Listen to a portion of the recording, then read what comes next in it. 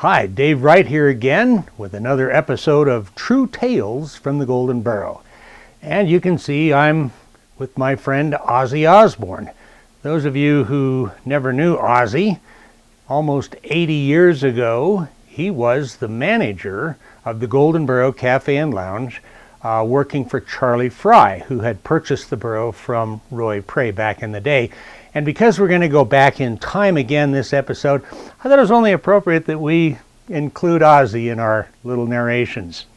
I want to mention to you once again that Valentine's Day is coming up. We have delicious lemon meringue pie, pineapple upside down cake, and we're going to be featuring our Monte Cristo sandwich. So stop on and say hi to us and enjoy some of our specials.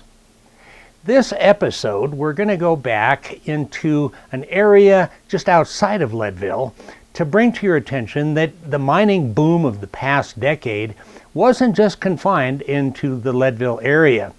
Some of you may recall when the guys at night came into the town of Granite and stole all the court records and took them back down south into Buena Vista. There went the county seat for Lake County. But this was an entire valley back in the day, and it wasn't divided by county lines. Leadville, down through St. Elmo area, Buena Vista, Mount Princeton, all of those were actually involved in the mining boom, although the focus was in Leadville. Leadville's Silver King, Horace Tabor, was involved in a number of mining investments down south of Leadville, particularly up in the Mount Princeton area. Before we show you an interesting story about the famous Latchaw Mine, I want to point out that we got access to a rare journal that was written by a man named Jim Sullivan during the period of time of where Leadville's boom was happening. And we've done a lot of research on this, and we can authenticate that the stories that Jim Sullivan wrote in his journal are pretty true. So in this next excerpt we're going to show you, we're going to feature some of the quotes from that journal. You might find them kind of interesting as they pertain not only to Horace Tabor, but the entire mining boom. So enjoy this episode of Back in Time to the Latchaw Mine.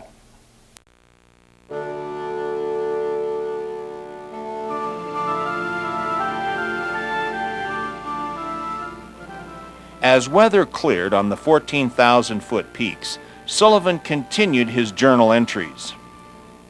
Finally, we began to venture up there, and afterwards were as much at home on the top of those mountains as in the foothills, and had cabins on the top of them. I had a cabin within 200 feet of the top of Mount Princeton. It was 14,350 feet high. Up there the storm and rains had washed everything loose, and veins were easy found. Sullivan would lay claim to a lode on Mount Princeton within a quarter of a mile of what would later become known as the Latchaw Mine.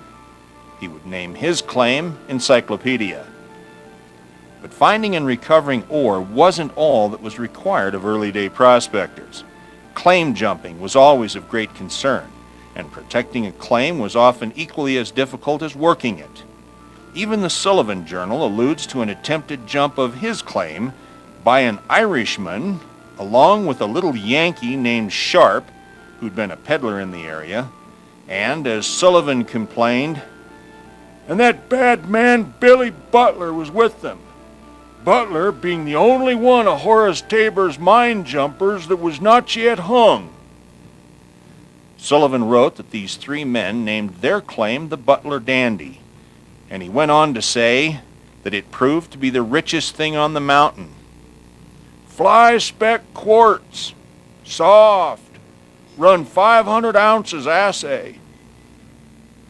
The truth of the alleged claim jump of Sullivan's claim may never be known, along with what involvement the man identified only as Sharp may have been.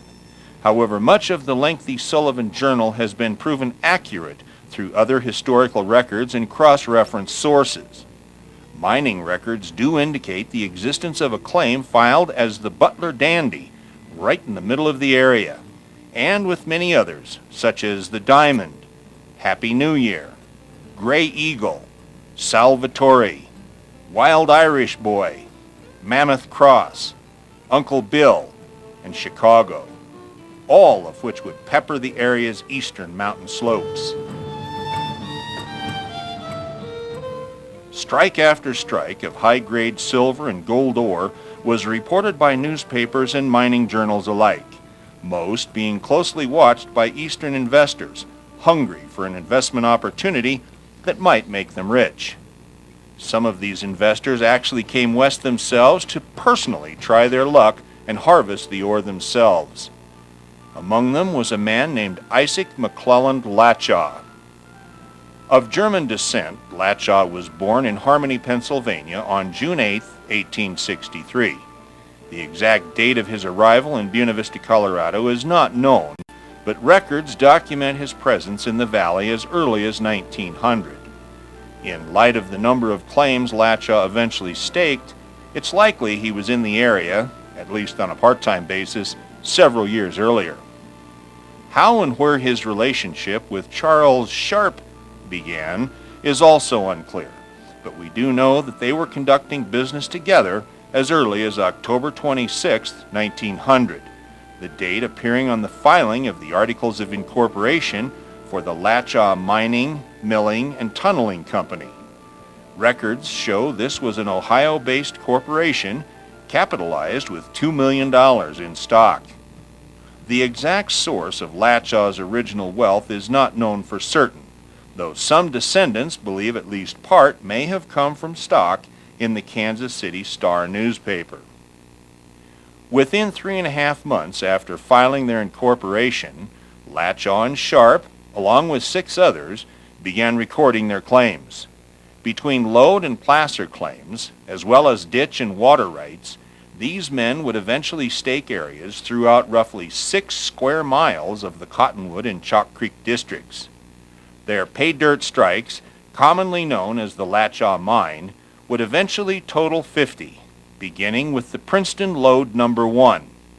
This lode alone covered an area of nearly 3,300 feet in length, being 1,500 feet wide and spanning well across a large portion of 2 full sections of land.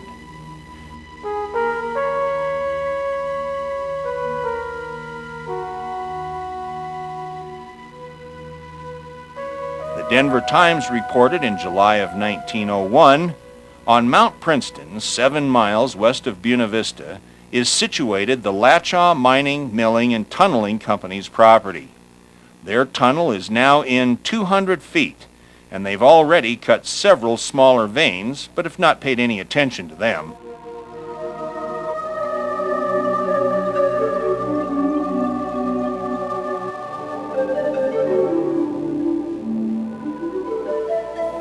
Machinery is in place, and they're taking out ore and shipping it to the Buena Vista smelter at this point.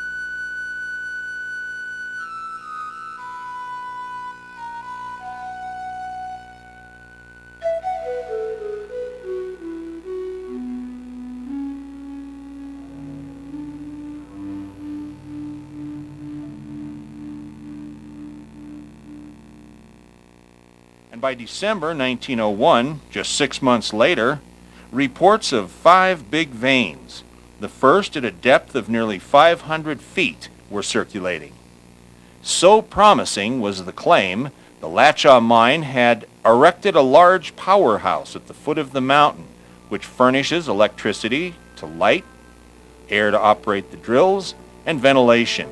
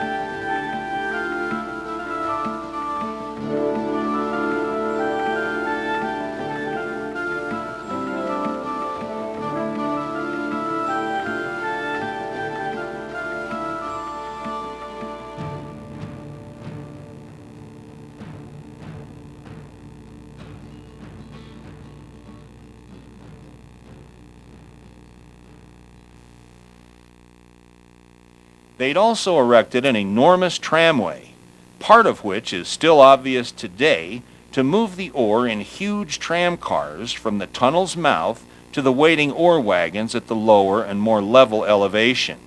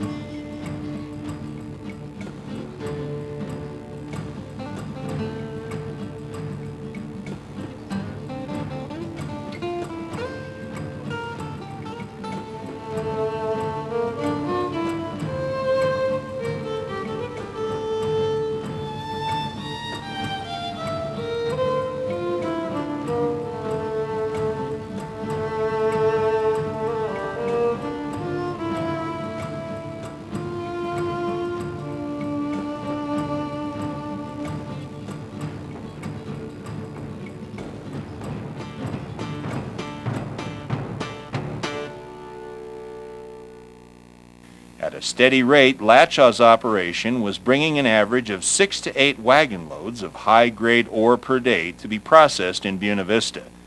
These ore wagons were a frequent sight on Main Street, as they moved 4 or more tons at a time toward the smelter.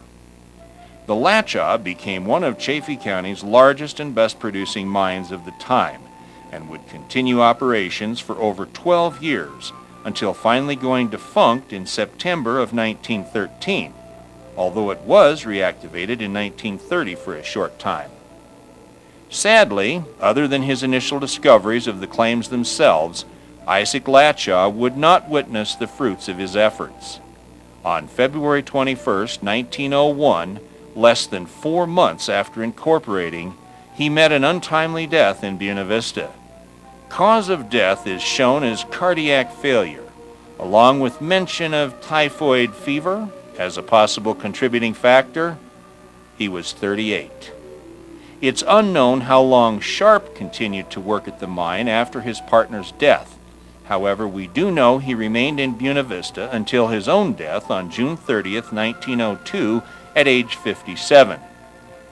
Rumors have long been circulated in the area that someone very active in the Latchaw Mine operation is buried at Mount Olivet Cemetery, catawampus with his feet ever pointing towards his beloved Latchaw Mine. Could that mystery now finally be solved?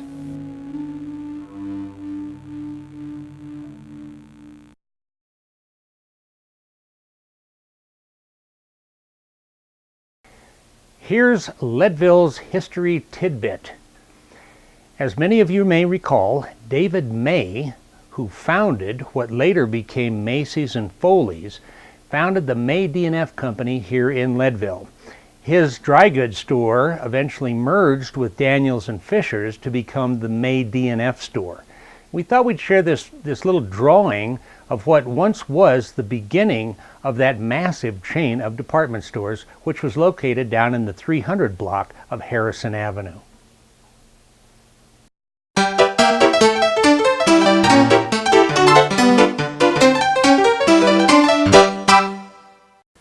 By the way, we appreciate all your comments. The list of people watching this is growing. Feel free to drop us a note. In the meantime, check in with us a week from now and we'll have another brand new True Tales from the Golden Burro.